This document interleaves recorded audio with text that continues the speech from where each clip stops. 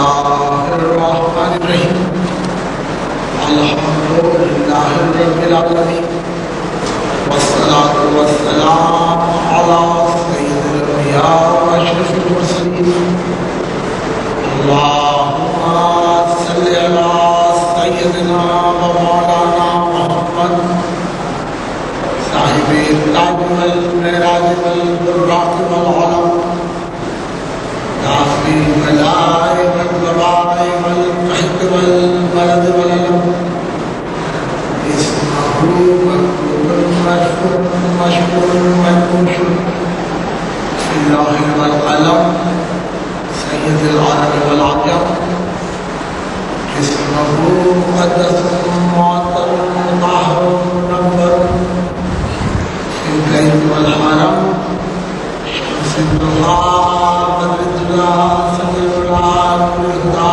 كف الورى مصباح الظلم جميع الشيم شفيع الامم صاحب الجود والكرم الله عاصمه وجميل خادمه وقراه مركبه ومعراج سفره وسدرة المنتهى مقامه وقاب قوسين مطلوبه ومطلوب مقصوده ومقصود وجوده سيد المرسلين خاتم النبيين شفيع المذنبين انيس الغريبين رحمة للعالمين بعد العاشقين مراد المشتاقين شمس العارفين سراج الصادقين مصباح المقربين محب الفقراء والغرباء واليتامى والمساكين سيد الثقلين نبي الحرمين امام القبلتين وسيلتنا في الدارين صاحب قاب قوسين محبوب رب المشرقين ورب المغربين جد الحسن والحسين مولانا مولاي الثقلين ابي القاسم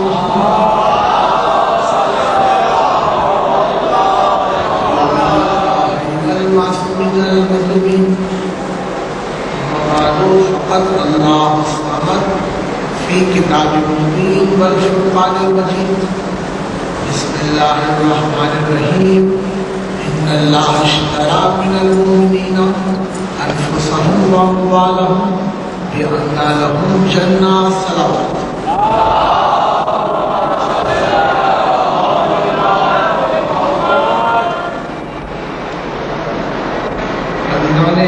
گرامی مرتبت بعنوان توسل حسین کے حوالے سے شعور و بحث کی 5ویں اور آخری نشست ہے۔ جیسا کہ میں نے کل ذکر کیا کہ توسل حسین یہ توسل اس کی کوئی حد نہیں ہے۔ اس توسل کا احاطہ الفاظ جملوں تشبیہات استعاروں میں نہیں کیا جا سکتا، کیونکہ مولا کا جو نور ہے، مولا کی جو معرفت ہے اور اس نور کا جو توسل ہے اور جو وہ سفر ہے وہ دنیا کی زبان کا محتاج نہیں ہے، دنیا کے جملوں کا محتاج نہیں ہے۔ یہ دوسری بات ہے کہ ہم کلام امام سے گریز کر کر علم الکلام سے متاثر ہوتے ہیں۔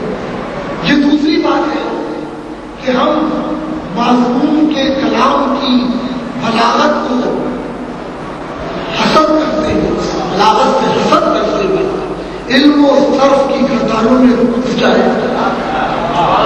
میں کیا کہوں؟ نہیں، بات تو یہ ہے کہ یہ سب ہے کیا؟ یہ تمام چیزیں کیا ہیں؟ یہ علم صرف، یہ علم نحو، یہ علم کلام، یہ فلسفہ، یہ تمام چیزیں کیا ہیں؟ یہ کس لیے بنائی گئی ہیں؟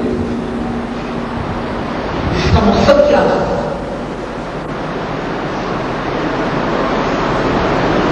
سوال ہے کہ یہ چیزیں کیا ہیں، کیوں بنائی گئی ہیں؟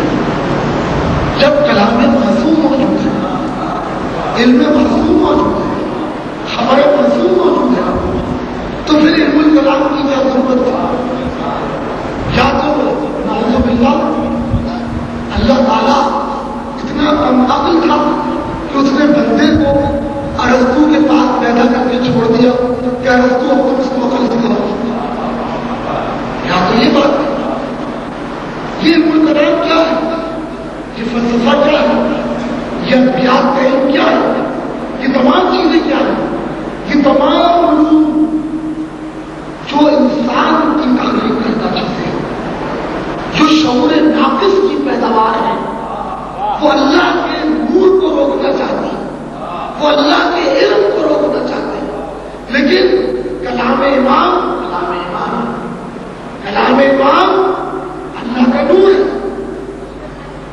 اگر میں ادبیات رٹ کر معرفت محسوس ہو سکتی تو ادبیات شیعوں کا علم نہیں ہے, شافعیوں کا علم ہے.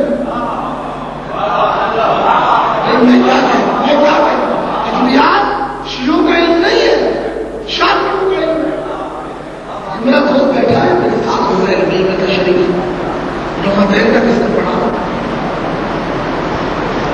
پوچھیے کہ یہ کیا پڑھتا ہے. اس نے مغنی پڑھی, اس نے سیوطی پڑھی, اس نے سرفنین پڑھا. مغنی کسی کتاب ہے, شافعیوں کی. سیوطی کسی کتاب ہے, شافعیوں کی. یہ علم و سرفنین کہ خالق کون ہے.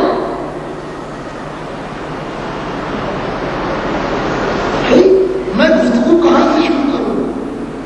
کیا اس منزل سے کہ جہاں قرآن سے باتیں آ رہی ہے کہ نون قلم ہے فما یسرون مانتا بھی نعمت رب کا بھی مجموع, کہ نون یعنی نفس رسول کی قسم, قلم کی قسم, مستقبل میں لکھے جانے والی تحریروں کی قسم.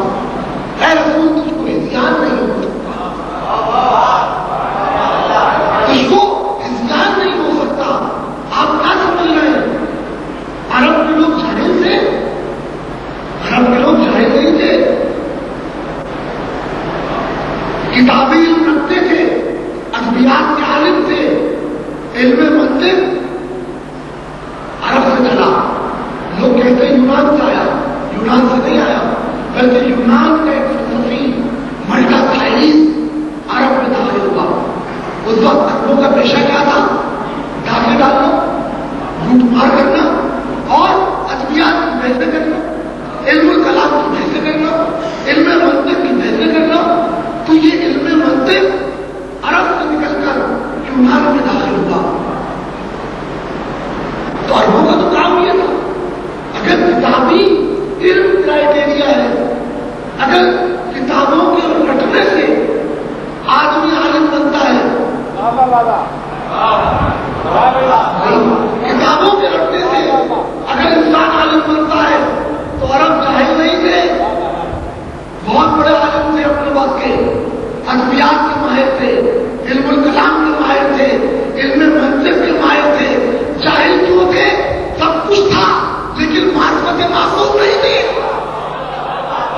سب کچھ تھا اس لیے جاہل کہا گیا کہ معرفت معصوم نہیں رکھتے تھے, توسل معصوم نہیں رکھتے تھے, اس لیے جاہل کہا گیا. یعنی کتابیں رٹ کر اگر معصوم معرفت نہ ہو تو آدمی جاہل ہی رہتا ہے. عربوں کو اس بنیاد پر جاہل کہا گیا ہے.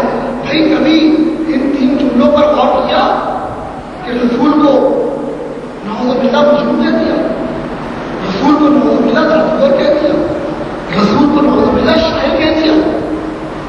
یہ الزامات جھوٹا نہیں لگائے, یہ منطقدانوں نے لگائے ہیں, ادبیات کے علماء نے لگائے ہیں کہ اس کو شاعر کہہ دو بزرگ پاس میں بٹھا لیں, اس کو مجنون کہہ دو بچے پتھر مارے, اس کو جادوگر کہہ دو کہ عورتیں اس کو اپنے پاس میں بٹھا لیں. یعنی رسول کا سوشل بائیکاٹ, تو سوشل بائیکاٹ کوئی آسان چیز نہیں ہے, جھولا نہیں جا رہا. کتابی اعتبار سے اگر آپ کا کرائٹیریا یہ ہے کہ ادبیات کو رٹ کر, کتابی علم کو رٹ کر آدمی